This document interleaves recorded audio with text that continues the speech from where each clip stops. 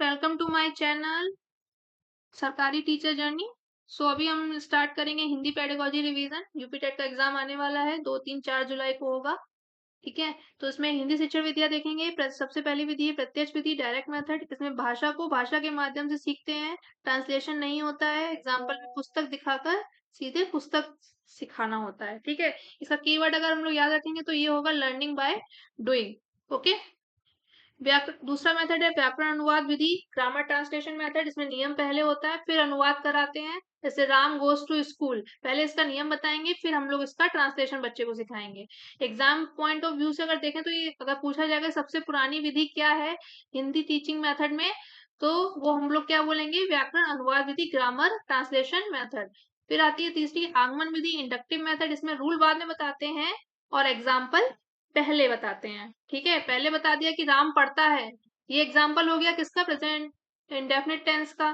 ठीक है, अब इसका रूल बताएंगे बाद में कैसे ट्रांसलेट करते हैं। ओके, तो उसके बाद उसको ट्रांसलेट करके दिखाएंगे। तो यानी कि इंडक्टिव में क्या होगा, पहले एग्जाम्पल फिर रूल। उसके बाद निगमन विधि, डिडक्टिव मेथड, रूल पहले एग्जाम्पल बाद में। तो रूल पहले बताएंगे फिर उसके बाद एग्जाम्पल के फिर आगे बच्चे को पढ़ाया जाता है। फिर होती है परियोजना विधि। परियोजना विधि मतलब प्रोजेक्ट मेथड। इसमें लर्निंग बाय एक्सपीरियंस, मतलब क्या एक्सपीरियंस रहा आपका, उससे बच्चे ने क्या सीखा। तो ये इसके प्रोपाउंडर कौन थे, किल पैट्रिक। ये पीवाईक्यू पहले भी प्रीवियस ईयर में भी पूछा गया है, तो इसको पीवाईक्यू का फेवरेट क्वेश्चन कह सकते हैं। तो आप ऐसे याद रखिए, आगमन विधि क्या होती है, पहले एग्जाम्पल फिर रूल, वो हो गया आगमन विधि। निगमन विधि क्या होगी, पहले रूल फिर बाद में एग्जाम्पल। ओके, भाषा की चतुष्कलाएं, लैंग्वेज स्किल्स देखिए, LSRW, learning, speaking, reading, writing. ये बहुत ही इजी से याद रख सकते हैं। श्रवण कौशल, लिसनिंग सबसे पहले विकसित हुआ था, आधारभूत कौशल है। बोलना कौशल, स्पीकिंग, विचार व्यक्त करना। संप्रेषण, संप्रेषण का मतलब होता है कम्युनिकेशन स्किल। ठीक है, पठन कौशल, रीडिंग दो प्रकार की होती है, सस्वर पठन, मौन पठन। ठीक है, मतलब बोल के पढ़ना और बिना बोले पढ़ना। लेखन कौशल सबसे कठिन कौशल माना जाता है, अंतिम विकसित कौशल है। तो एग्जाम में पूछ सकते हैं कि पहला कौशल कौन सा था, श्रवण कौशल, और दूसरा कौशल कौन सा था, सॉरी अंतिम कौशल कौन सा था, लेखन कौशल। ठीक है, अब देखते हैं सीसीई के बारे में। इसके फुल फॉर्म होती है कॉन्टिन्यूअस एंड कम्प्रिहेंसिव इवेल्यूशन। ठीक है, कॉन्टिन्यूअस निरंतर मूल्यांकन, कम्प्रिहेंसिव समग्र मूल्यांकन। सीसीई के उद्देश्य क्या है, सतत मूल्यांकन, सर्वांगीण विकास, सीखने में सुधार, तनाव कम रखना। सीसी के प्रकार क्या है, दो टाइप के होते हैं, एक फॉर्मेटिव असेसमेंट होता है, एक होता है समेटिव असेसमेंट। फॉर्मेटिव असेसमेंट वो होता है जब क्लास टाइम में हम बच्चों को कोई टॉपिक पढ़ा रहे होंगे, कुछ समझा रहे होंगे, उसके बाद उस टाइम पे जो भी हम उसमें क्लास में वर्क कराते हैं, क्लास वर्क, होमवर्क या कोई भी एक्टिविटी कराते हैं, वो हमारा रहता है फॉर्मेटिव असेसमेंट में। समेटिव असेसमेंट जो एग्जाम्स होते हैं वो आ जाता है, जैसे कि unit test, half yearly exam, yearly exam. So ये हो जाता है क्या, समेटिव टेस्ट में। ठीक है, तो इसको एफए का क्या होता है, ड्यूरिंग लर्निंग होता है, और ऐसे क्या होता है, आफ्टर लर्निंग होता है।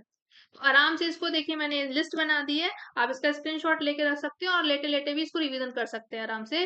जैसे बहुत थक गए अभी, रिवीजन तो दिन भर पढ़ना होता होगा, तो रिवीजन इसका इजीली कर पाएंगे। जैसे पियाजे को हम लोग क्यों याद रखते हैं, कॉग्निटिव डेवलपमेंट के लिए, वाइगोस्की को जेडपीडी प्लस स्कैफोल्डिंग के लिए, कोलवर्क को मोरल डेवलपमेंट के लिए, एरिक्सन को फिजियो सोशल थ्योरी के लिए, गार्डनर को मल्टीपल इंटेलिजेंस के लिए, थॉर्नडाइक को ट्रायल एंड एरर के लिए, स्किनर को ऑपरेंट कंडीशनिंग के लिए, पेवलव को क्लासिकल कंडीशनिंग के लिए, कोहलर को इनसाइड लर्निंग के लिए, ब्रूनर को डिस्कवरी लर्निंग के लिए, बंडूरा को स्पेशल लर्निंग के लिए, मैस्ले को हायरार्की ऑफ नीड्स के लिए। इनकी हायरार्की ऑफ नीड्स कितनी थी, हायरार्की में 5 लेवल थे। ठीक है,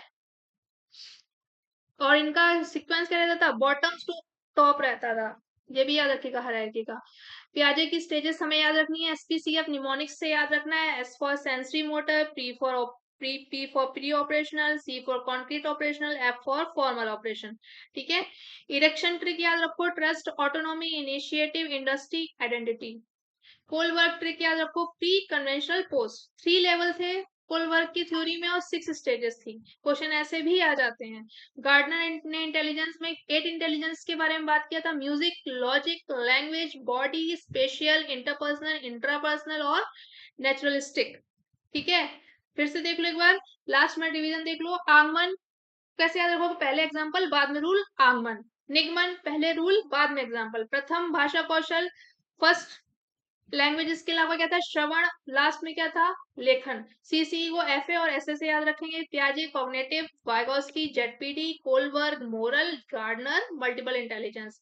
ठीक है, सो ये वीडियो यहाँ पे कंप्लीट हो गया, आपके हिंदी का जो पेडागोजी पार्ट है वो रिवीजन कंप्लीट हो गया है। मिलते हैं नेक्स्ट वीडियो में, टिल देन बाय।